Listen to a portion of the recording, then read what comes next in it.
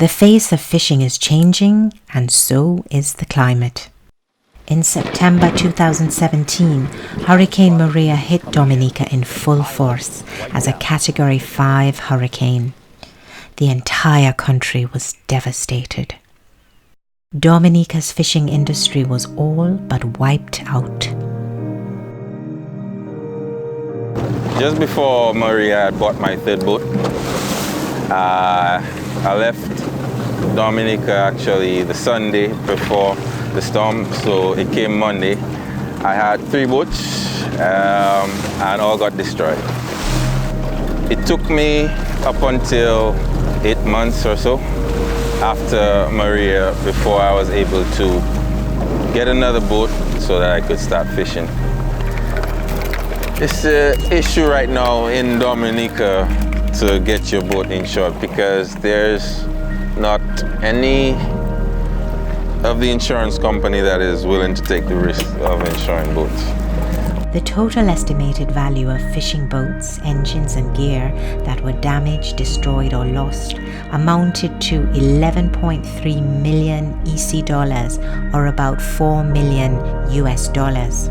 Based on our 2011 fisheries census, at least 60-70% of boats were either reported damaged or lost.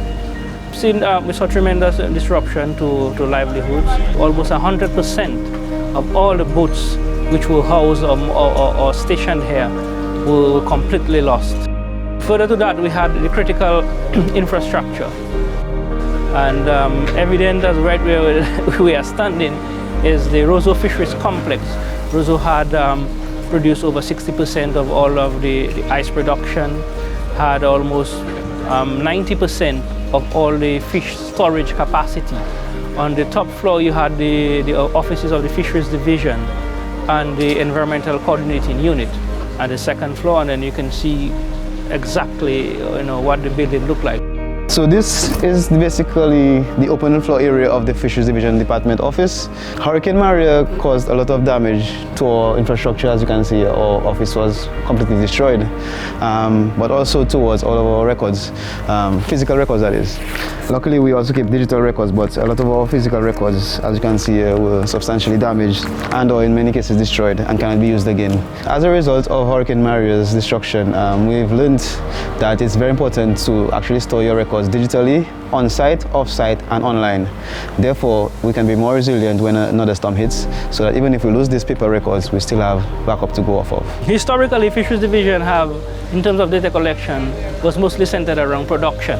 But never before we had not concentrated too much on the social aspects. We found ourselves very data poor when the hurricane happened.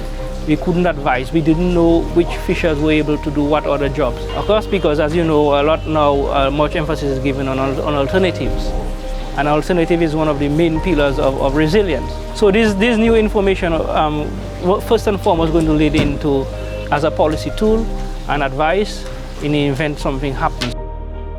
As storms become more intense and frequent, Caribbean islands need to develop better approaches to disaster risk reduction in the long term. Planning for climate change and devising methods to adapt to the increasing challenges that are threatening our way of life have become urgent priorities.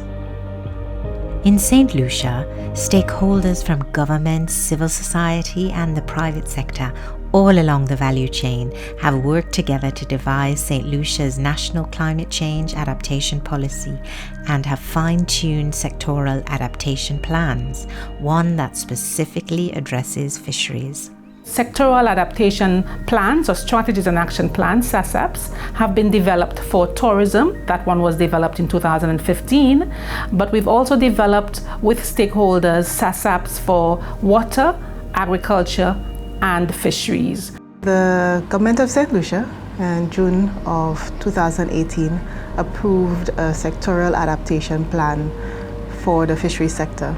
This is very important because it sets the tone or the pace for the fisheries sector in St. Lucia. It tells us or it gives us information with regards to what are some of the adaptation measures we should be implementing within the sector. It focuses on, one, rebuilding or maintaining the health of the resource, in addition to looking at practices, how are people extracting it, and third, focusing on how are we now going to change mindsets or to adjust to what we're doing based on what we know is going to happen or is already happening. So in terms of the SASAP, it was done with extensive consultation with the individuals within the sector, particular resource users, because we realize that ultimately climate change, whether it impacts the environment and the ecological aspect, it's really of critical importance because it affects people's livelihoods, it affects people's earnings, and as such, we brought them into the process and engaged them so that we looked at both, one, ensuring that they're resource-based, so what they tap into is managed effectively, in addition to looking at how are they going to adjust their livelihoods to now a climate where their resource base may be diminished, may be reduced, etc.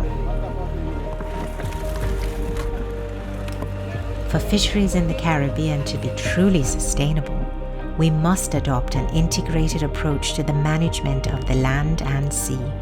Reducing added pressures on the marine ecosystem from poor land use practices, coastal development, and overfishing will help to make our fisheries more resilient to climate change, as will ensuring fisheries sector assets like landing sites are built to withstand the climate change impacts to come.